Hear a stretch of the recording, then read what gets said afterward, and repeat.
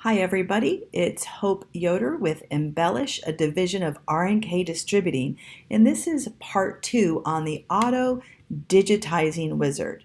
So if you haven't already watched part 1, I would recommend you stop and go back and watch part 1, and then I'll see you here in a minute.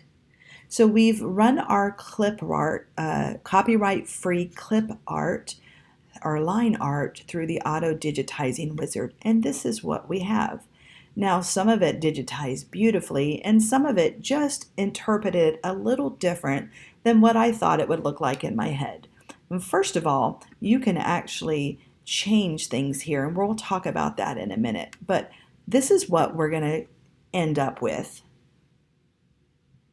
And really, all I need from that image on the other page are the little tiles with the letters "Thank you."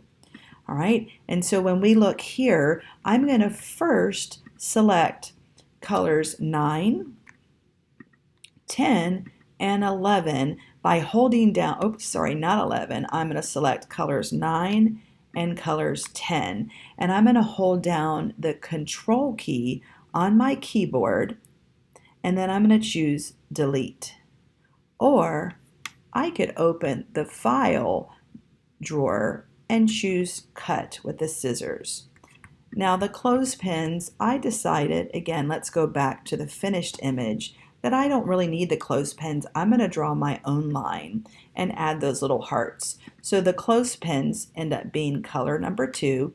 So I'm going to select that color sequence and then choose the cut under the file drawer. All right, and here we go. Now, first thing that I'm going to do is I want to group each letter. So I'm going to take and drag my mouse around this, and then I am going to right click and left click on group. So I have that T, so that way the box will move with the letter T. Now I'm going to do that for the other items. And I can also hit Control and the letter G on my keyboard. All right, now I have them here.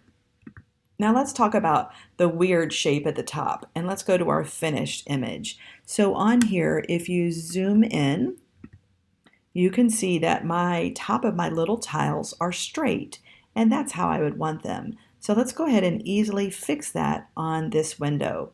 So what I'm going to do is I'm going to right click and collapse all here. Now I'm going to select my tile at the top, and first of all, let's say you wanted that tile to be a different color. Well, I just select it in the sequence view and then click excuse me, on another color, and when I click off, I've easily changed the color. Now let me zoom in really big at the top. Now what I did for this is this magnifying glass fits the whole window. But if I choose this magnifying glass, then I'm going to drag my mouse over the area I want to fix. I'm going to click on my select tool, and I'm going to deselect 3D. Now again, in the sequence view, I'm going to click on the tile, and I'm going to use this little shape tool, and you can find this over in the edit window as well. So under edit, I'm going to click on this shape tool. That same tool is on this shortcut keyboard here. And what I'm going to do is I'm going to drag my mouse around these two nodes, and I'm going to right click and choose delete points. And then when I select return or enter on my keyboard, it regenerates the stitches and it kind of fixes that.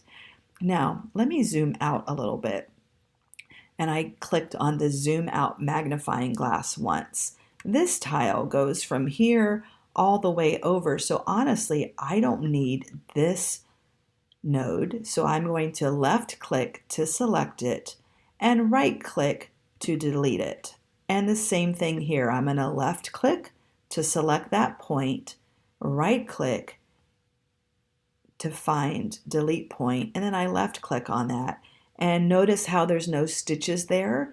That's because I need to select return on my keyboard and it fills it in. So that's pretty cool. And then when I come out, that's how easy it is to fix a tile. Let me do one more, and then I would continue to do the same thing. So I'm going to select this tile, but first let me zoom in to just the area I need to fix. Notice it's harder to see in 3D, so I'm going to deselect 3D. All right, and I'm going to select this, and then I'm going to come back over here, collapse all, and this is my peach one. So I have to select it again because when I zoomed in, it deselected. In the sequence window, I'm going to select color 3, then I select shape, and then I can drag my mouse around several of these little points or blue boxes, which represent nodes. Right click, left click on delete points, and then don't forget to select return on your keyboard.